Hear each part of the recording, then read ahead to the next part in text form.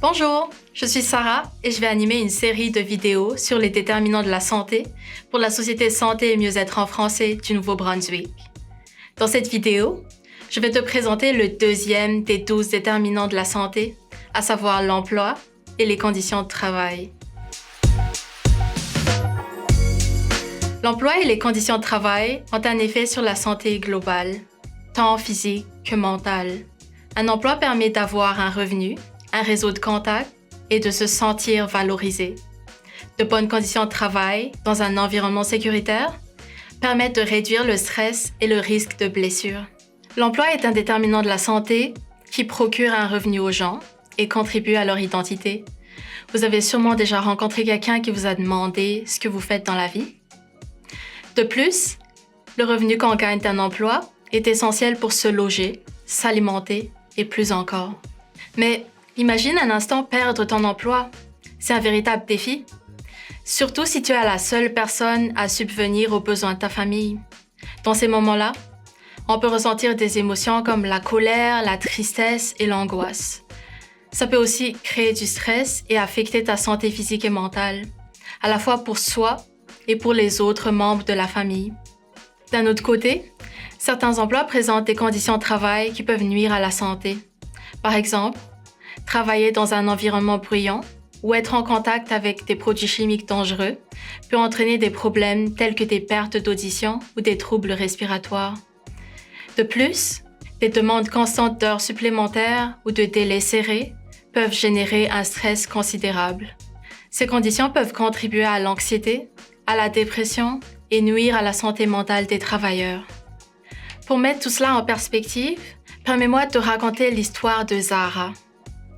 Zahra travaille à l'usine de fabrication de pièces de métal depuis 1 an. Elle est opératrice de machine, 40 heures par semaine. Son travail exige beaucoup de concentration si elle veut éviter les blessures. Les machines sont lourdes, le bruit est constant, la ventilation inexistante. Lorsqu'elle revient à la maison, après son quart de travail, Zahra est épuisée et sans appétit. Elle a des maux de tête et de dos. Elle peine à préparer le repas de la famille. Lors de son examen médical annuel, le médecin lui prescrit un traitement pour ses maux de dos et de tête. Toutefois, Zahra constate que sa santé ne s'améliore pas. De plus, elle entend ses collègues parler de problèmes de santé semblables aux siens. Elle se demande si son travail n'est pas la cause de ses problèmes de santé. Lors de sa visite du suivi chez le médecin, Zahra lui parle de ses conditions de travail. Ensemble, ils explorent diverses solutions pour les améliorer, telles que le port de bouchons anti-bruit et d'un masque. Mais l'arrivée d'un nouveau directeur à l'usine entraîne des changements positifs sur la santé de Zahra. 2 pauses obligatoires par jour, des dispositifs pour réduire le bruit et un nouveau système de ventilation. Ces changements ont un impact positif sur la santé de Zahra et de ses collègues. Elle se sent moins fatiguée, ses maux de tête cessent, elle dort mieux.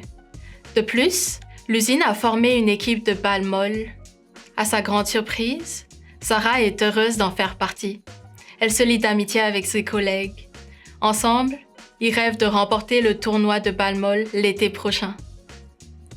Imagine si Zahra n'avait pas évoqué ses conditions de travail à son médecin, ou si aucun changement n'avait été apporté à l'usine.